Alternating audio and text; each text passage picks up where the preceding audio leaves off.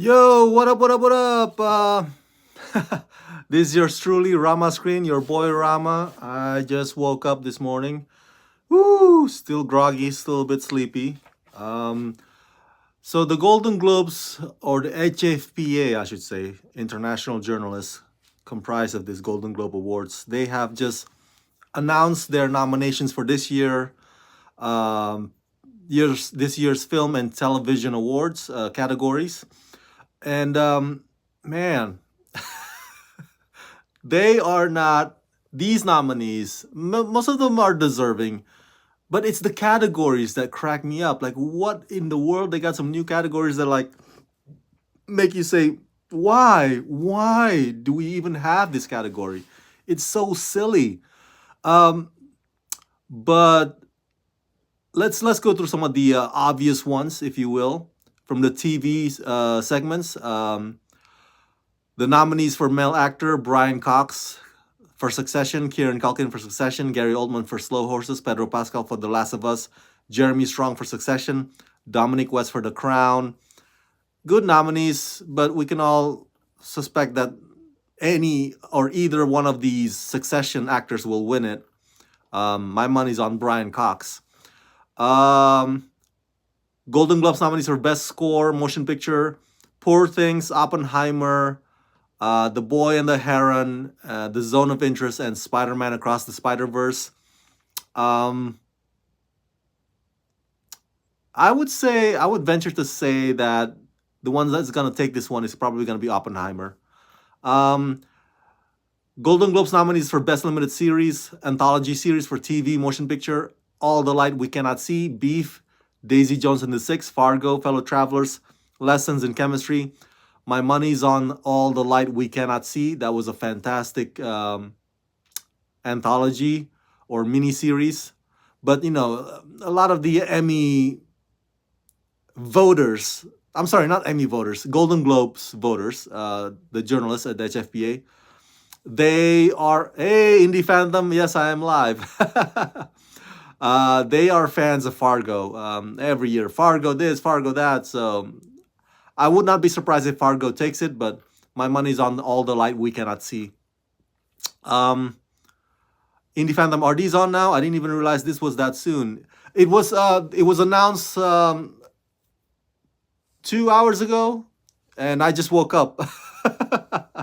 And you can find the list on the Golden Globes Twitter feed, Twitter account. So they just posted on their social media. It was announced on CBS Morning Show, of course. Like I said, I couldn't live stream it because it's on a broadcast network channel, and they always claim copyright. Unlike the Oscars, they announced it also on their YouTube channel, which is helpful for us YouTubers. So let's go through Golden Globes nominees for TV female actor. Rachel Brosnahan for The Marvelous Miss Maisel, Quinta Brunson for Abbott Elementary, Ayo Edebiri for The Bear, Elle Fanning for The Great, and Selena Gomez. Iron Boy Wanderer, same, also woke up 2 hours ago. This reminds me of Oscar's attempt of Best Popular Film. Yes, the cinematic box office achievement. I'm gonna get to that.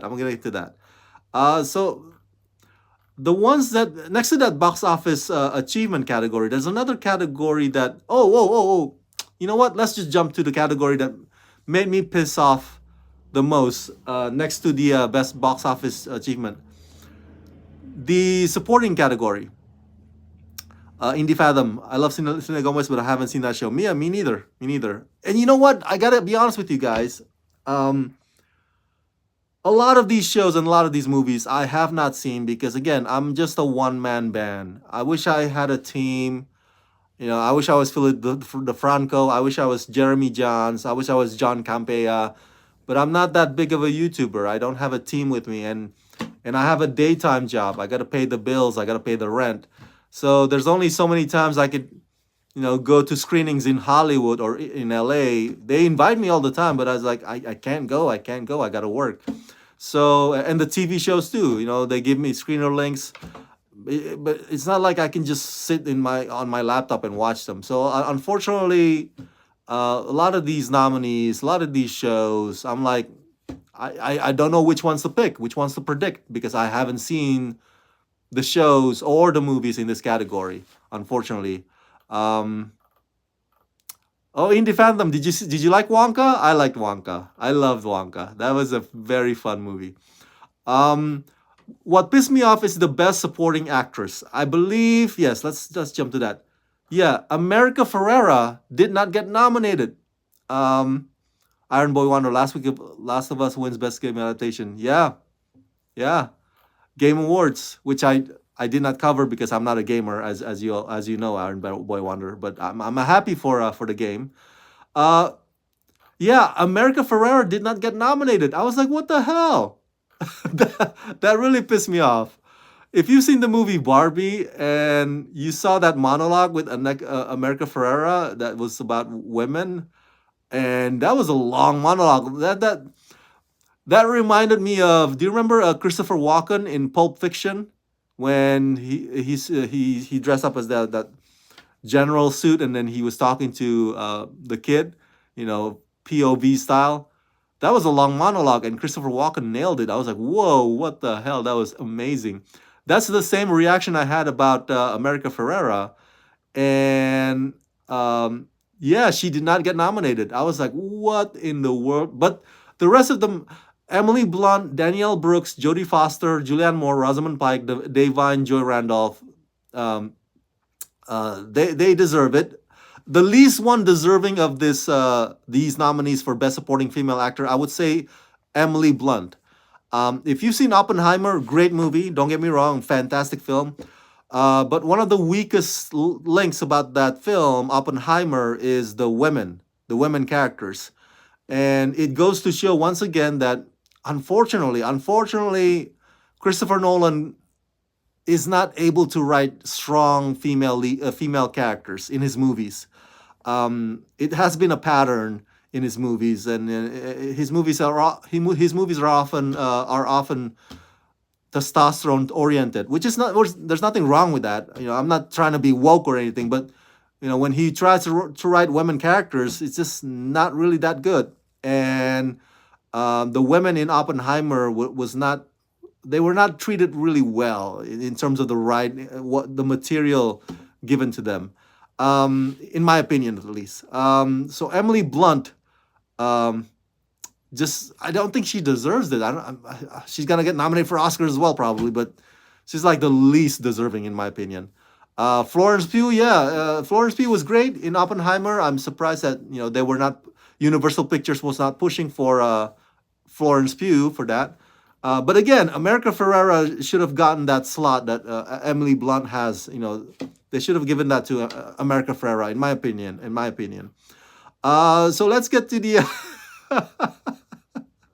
the box office achievement.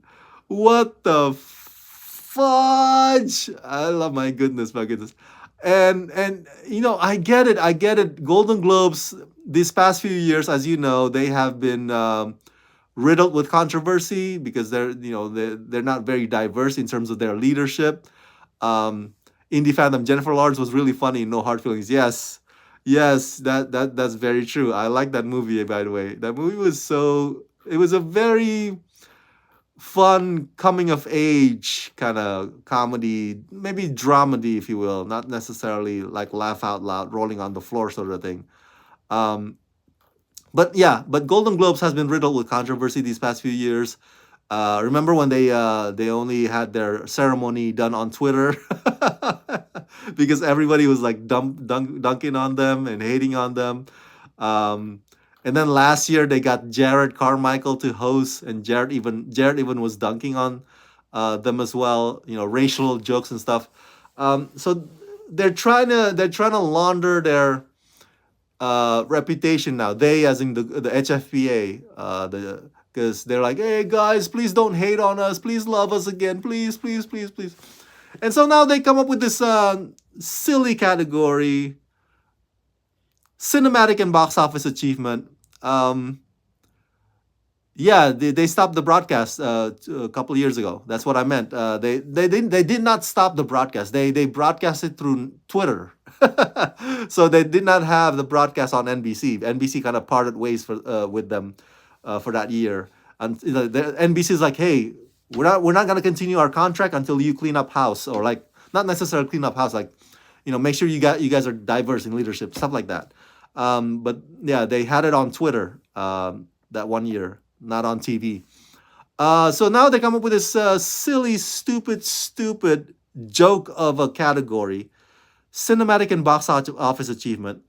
The nominees are Barbie, Guardians of the Galaxy Volume 3, John Wick Chapter 4, Mission Impossible Dead Reckoning Part 1, Oppenheimer, Spider-Man Across the Spider-Verse, the Super Mario Brothers movie, and Taylor Swift, The Eras Tour. Now, don't get me wrong. I love Taylor Swift. I'm a Swiftie, okay? I'm a Swiftie. And guess what? My birthday is in 2 days from now, December 13th. And guess whose birthday is on December 13th? Taylor Swift. Taylor Swift shares the same birthday as mine. So Taylor Swift has a special place in my heart. But come on, man. Are we really giving awards now for which movie that makes the most money? Like, really? What the hell? Why are we awarding monetary success? Like, the money itself is already a success. You know what I'm saying? Good for you. More power to you. Oppenheimer, Barbie, you made. Oh, thank you, Indie Fandom. I appreciate it. You made $1 billion worldwide box office. Good for you. Hey, you know what? In the post-pandemic era, and then when all the Disney movies flop, good for you. But that should be its own reward. That should be in itself its own reward. Why you got to get a statuette for that? Like, really? Jesus, man. And Taylor Swift, the Eras Tour is not even a movie. It's a concert movie, okay? Yes, it takes skills to put that put a concert movie together. I'm not poo-pooing on the editors and all that stuff. In fact, my birthday is the same as Amber Heard, which is to be cooler. Yeah, you might want to find another celebrity that shares the same birthday as yours and then brag about that, as opposed to that person. um, I'm not saying that putting together a concert movie is easy, okay? But for reals, it's not a movie, yo. It's not a movie. It's interesting to see Dead Reckoning Part 1 nominated for when it was considered box office disappointment, Tyler Calver said. See, yeah. It's just in the Dead Reckoning thing, Tyler, that's just the Golden Globes or the HFPA groveling to Paramount and Tom Cruise, the biggest stars in the world, one of the biggest stars in the world. I'm like, dude. Indie Fandom, yeah, Jack Nicholson. Jack Nicholson is a good choice. I would go with that. Why? I mean, this is exactly the reason why Golden Globes are a joke. Okay, are a joke, and I think I watch it still every year is because of I'm a glutton for punishment. That's probably why I'm a glutton for punishment. That's why I keep tuning in every year. But now they're like, this is pandering, guys. This is so this category is just pandering. That's all it is, groveling. Some of these nominees are like, what the hell? Like Tyler says, Dead Reckoning. Tyler's like, no love for the Fast X family for this award. Yeah. Didn't the Oscars? Yeah. Indie Fandom is correct. The Oscars did also propose this same category, and I believe the category was called. I have to do this trailer for viewership. Iron Boy Wonder. Yeah. And I believe the category that they were proposing is the most popular film of the year. It was not like this is what Golden Globes did here. It's so on the nose. They just straight up said box office achievement award. So like we're just gotta give it. Whereas the Oscars was kind of subtle, most popular film. But of course it was based on, how much money that film made. But yeah, they proposed it and it got mocked, and then they pedaled back. They pedaled back, and they decided not to go with it. They decided not to have that category. But Golden Globes like, fuck it, man. We need to launder our reputation. We need to, we need to make good with all these powerful people and powerful studios. And Taylor Swift, we need to be good with Taylor Swift. We need to be in the good with her. Uh, I love Taylor Swift, but this is such a joke of a category, guys. Why are we having this? Golden Globes, this is not making you look good, okay? This is not helping you with your case. So ridiculous, ridiculous. On top of the fact that America Ferrera did not get nominated, that was just so uncool. Um, but the rest, I gotta be honest with you, film wise, they got it all a bit, not all, most of it's spot on. Female actress, Annette Bening, Lily Gladstone, Sandra Hüller, Greta Lee, Carey Mulligan, Kelly Spaney. Um, Musical comedy category: Air, American Fiction, Barbie, The Holdovers, May December, Poor Things. I haven't seen The Holdovers yet, but I've seen the rest, and my money, it's gonna be, to me, if it were up to me, it's gonna be a draw or a tie between Barbie and Air. Air was such a great film. If you haven't seen it, go check it out. It's about how Nike formed their relationship with Michael Jordan. It was a fantastic film. Best Picture Drama, this is the cream of the crop. Anatomy of a Fall, Killers of the Flower Moon, Maestro, Oppenheimer, Past Lives, and The Zone of Interest. Guys, I've seen most of these movies. I apologize if I haven't posted my reviews of these movies. And I gotta justify a reason for that. In the Iron Boy says Joker 2. You gonna think it's gonna get nominated? I think so too. Might be, yeah. Um, Same director directing, yeah, Todd Phillips. The reason is because I noticed that whenever I post my video reviews of movies, not TV shows, okay, TV shows, it's a different ball game, but the movies, I just keep losing competition. I only get about 200 views on average. TV shows, for some reason, you guys love my video reviews of TV shows, including Netflix streaming service, and and part of it is just I think the movies are so saturated, and I can't compete with the likes of John Campea and all those big guys. Whereas TV shows and streaming services, uh, not only that you guys don't have to go to the theater, to schedule yourself to your time and your money to go to the theater to pay tickets, but it's already available to you guys on your laptop, on your TV. You have a smart TV, you got streaming service channels. So the moment that I post my reviews, whenever that is, the review embargo lifts, you guys get to see that show on that same week, and you guys get to discuss and get to react to my video reviews of those TV shows, as opposed to the movies, where you guys have to schedule. Oh, that's good, that's cool, Rama, but I haven't seen the movie, or like, oh, I don't know if I'm gonna see. I want to wait till the movie hits streaming service and stuff like that. So the TV shows and the streaming service video reviews always get more views as opposed to my movies reviews. That's why I'm like, oh man, I'm killing myself putting 3 hours, 4 hours putting together or editing video reviews of movies, only to get these kinds of views.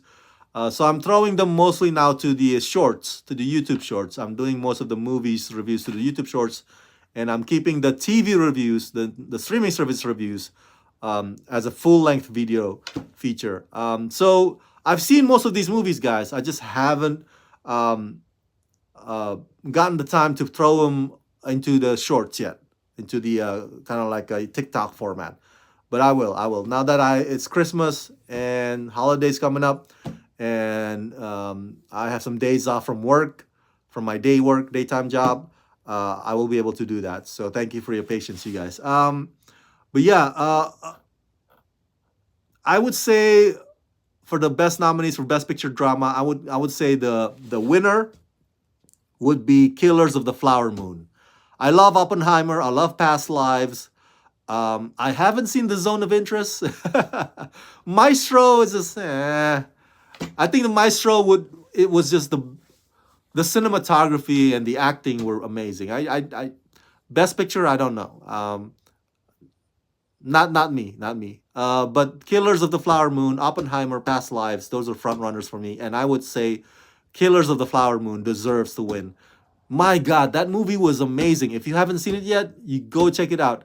It's like 3.5 hours. Iron Boy Wonder, Everything Everywhere All at Once, or one of the best features with the Zilling Wars last couple of years. What if Christopher Nolan wins Best Director? I think Christopher Nolan might win Best Director this year. It's a tough competition though with Martin Scorsese in the run, and you know how much Martin Scorsese has so much weight in the and all these. He's a legend. He's a legend. So I would love it if Christopher Nolan wins. Don't get me wrong. But with Martin, yeah. So the director Bradley Cooper, Greta Gerwig, Yorgos Lanthimos, Christopher Nolan, and Martin Scorsese and Celine Song.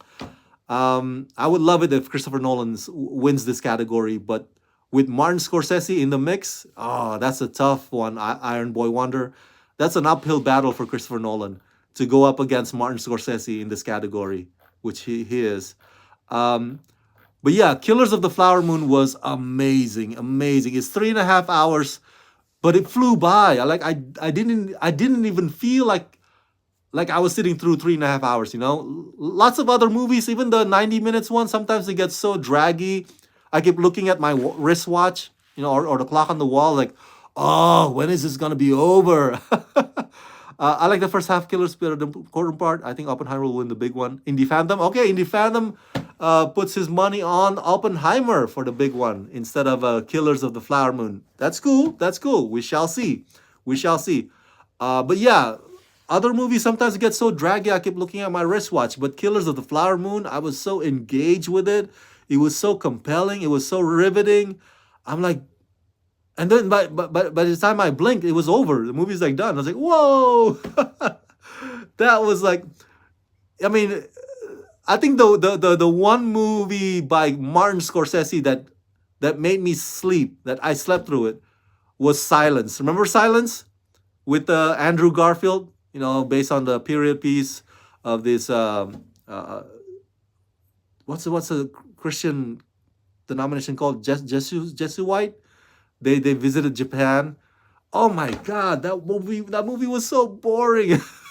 Yes, Indie Fandom took the word out of my mouth. Oh my God. Iron Boy Wonder. There was controversy that Oppenheimer was out of nomination for Best Visual Effects at the Oscars. I hear yeah, Bruce. Yes. Indie Iron Boy Wonder, about that. I think it makes sense. I mean, like, a lot of people are like, "Oh my God, why? Oh, why did they take that out of the VFX category?" But like Christopher Nolan always said, like, we try not to do a lot of CG in this movie. So Iron Boy Wonder Silence was also cinematic, was the thing that felt kind of dull, lame. Dominic, why are you wearing a heavy jacket? You're a California guy. Oh, because it's cold in the morning. I don't have my heater on. I just woke up. California right now is 7:30. Yeah, so I just woke up half an hour ago. That's why I'm wearing a jacket. Indie fandom. Tyler says Nolan dropped that atomic bomb for real. I don't know if I'd say atomic bomb actually, uh, but some bomb was dropped definitely. But it's not a box office bomb, okay? So that's a different bomb. Indie Fathom asks about the supporting actors, so let's go to that category. I wonder the same as well. Um, do, do, do, do, do. But yeah, it made sense that Oppenheimer did not get to be considered for best visual effects in the for the Oscars. Like, I mean, like, that's what Christopher Nolan has always bragged about anyway. Like, so what? I think he probably uh, received that news with like patting himself on the back. Yes, yes, my film would not qualify for best visual effects. Yes, that's exactly what I wanted. You know what I'm saying? Like, I don't think he's like sad about it. um, where's this supporting actor? I keep saying I keep seeing supporting actress, which is what we talked about. Female actress, yeah, for motion picture. Director Helen Mirren. I think might be in the bottom, huh? After the there you go. So, Indie Fathom, for your question, yes, Robert De Niro did get nominated for Best Supporting Actor, along with Willem Dafoe for Poor Things, Robert Downey Jr. for Oppenheimer, Ryan Gosling for Barbie, Charles Melton for May December, and Mark Ruffalo for Poor Things. So these don't surprise us at all. I think a lot of people have expected that these people will get nominated. But here's something new too. Here's something new too. Golden Globes has extended the numbers of their nominees. So now there are six nominees. Usually there's five, right? Now there are six. So Indie Fathom hasn't seen Poor Things yet. Should the creator get visual effects nomination, or what film should get Guardians of the Barbary, The Reckoning, or one the other? Iron Boy Wonder asks more about visual effects.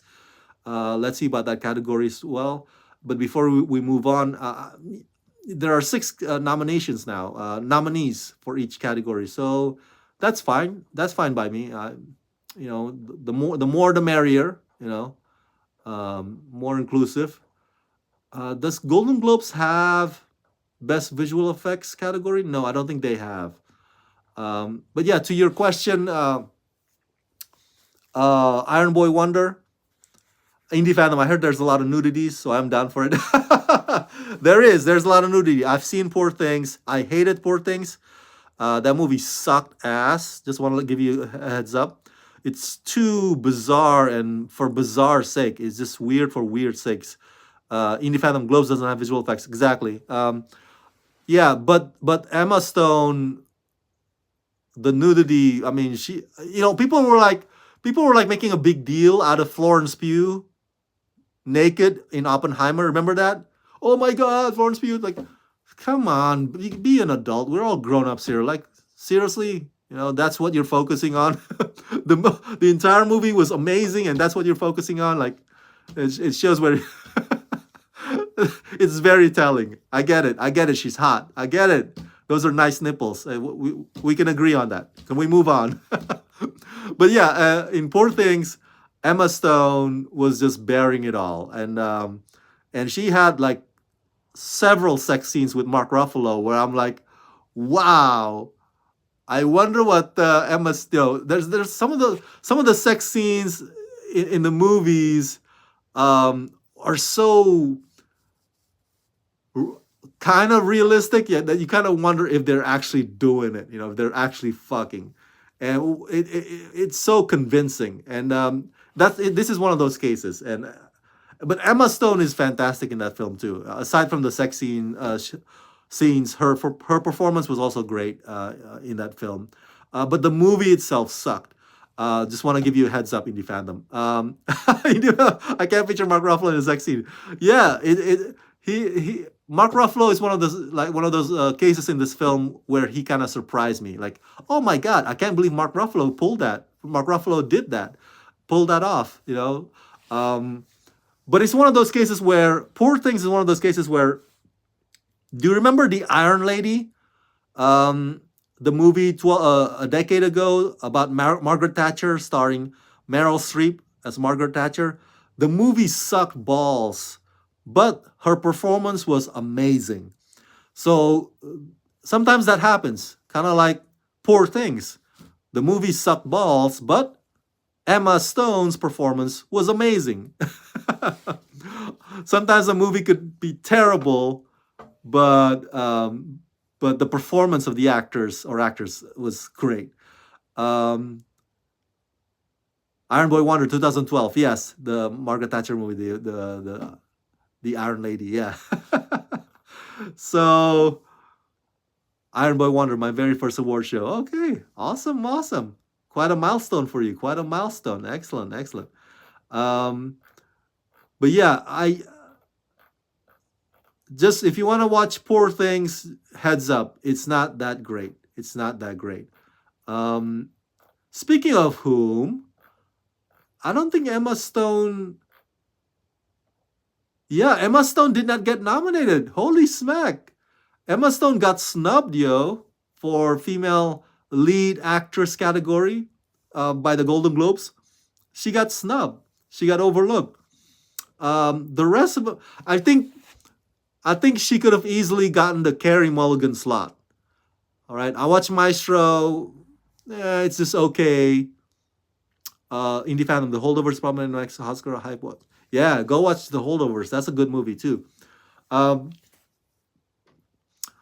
I don't know if it's Carey Mulligan deserves to get nominated. I think Carey's spot should have gone to Emma Stone. Um, Out of these ladies here. So yeah, Emma Stone got snubbed, yo. But I would bet money that she would get Oscar nominated. Of course, the Oscar nomination is not till January, um, but yeah, I think Emma Stone would get not easily nominated for Poor Things. Um, for this one, she would have to take at least Carrie's spot or Kaylee's spot. Those spots could have easily gone to Emma Stone, but Golden Globes, we don't know what's on their minds. I gotta be honest with you. I'm gonna end this video on this. Um, exactly, Indie Phantom. If Anna de Armas got nominated, yeah, Emma will get two. Yeah, and so I'm more of an Oscars guy.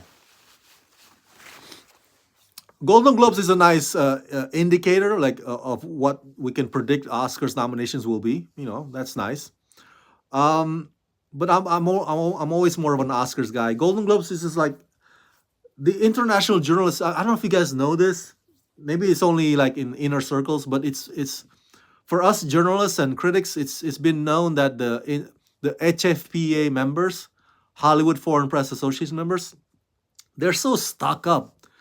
They're some of the snobbiest people in the world. They're so arrogant. They think they're like the shit, yo. They think their shit smells like flowers. They're like, oh, we're so amazing. Like, yo, look at yourself. Like, yo, we're the international journalists. We fly our journalists to Venice Film Awards or to these festivals. We fly them with our private jets. And they do. They do. They're like so snobby. Like, oh, we have rich members. It's like they're like the snobbiest, most stuck up, they're not likable. Okay, the members of HFPA are not likable. So when they had their downfall a couple of years ago, I was like, good. They deserve to get spanked by the public. They deserve to get humbled. And I don't think they learned their lessons. So I'm not team Rara. In fact, is overall favorite mirrors killers? Yeah, I will answer that in a minute. Yeah, but I'm not team Rara Golden Globes. I'm not team Rara HFPA. Um, I'm like it's good. I'll watch it. Because I have love for movies, love for TV shows. They nominate both movies and TV shows, so I will watch it. I will watch the ceremony, and I will give you my reaction afterwards. But no, I'm not a big supporter of HFPA or Golden Globes as an organization. They suck. The members suck balls. They think they're better than everybody else, and I hate people who think they're better than everybody else. Like what? You shit and eat, the same way the rest of us do. Stop. Get off of your high horses, HFPA. So now to answer your question, Indie Fathom, my favorite movie of the year. Favorite, okay, not what I think is the best movie of the year. So my favorite movie of the year, and I will give you my list by the end of December. I'll give you my top 10. Is actually John Wick Chapter 4. Believe it or not, John Wick Chapter 4 is my favorite, number one favorite movie of 2023. Killers of the Flower Moon, yes, is on the list, is on top 10. But I would say my favorite is John Wick Chapter 4. The reason being is, well, it's badass, it's awesome, and I can watch it again and again. I can probably watch Killers of the Flower Moon again and again, but it would have to be in the right mindset because it's a three and a half hours movie. But yeah, John Wick Chapter 4. I'm spilling you the spoilers right now. I was gonna save it for my top 10 list, but I'm spilling the spoilers for you right now. John Wick Chapter 4 is my number one favorite movie of 2023.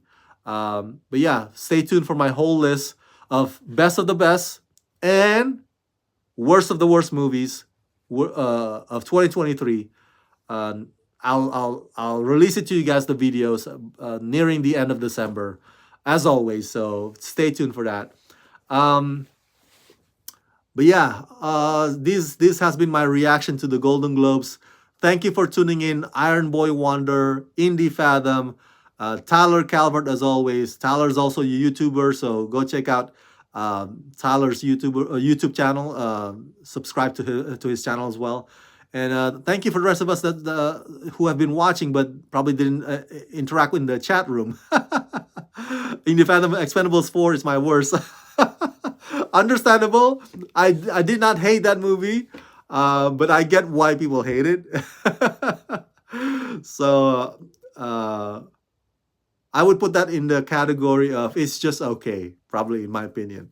Expendables 4. If I were to make an it's just okay list. Um, so yeah, thank you for tuning in. I'm gonna go have some breakfast now. And oh, by the way, good news or exciting news. I will be interviewing Jason Isaacs later today. You remember Jason Isaacs, right? From the Harry Potter movies.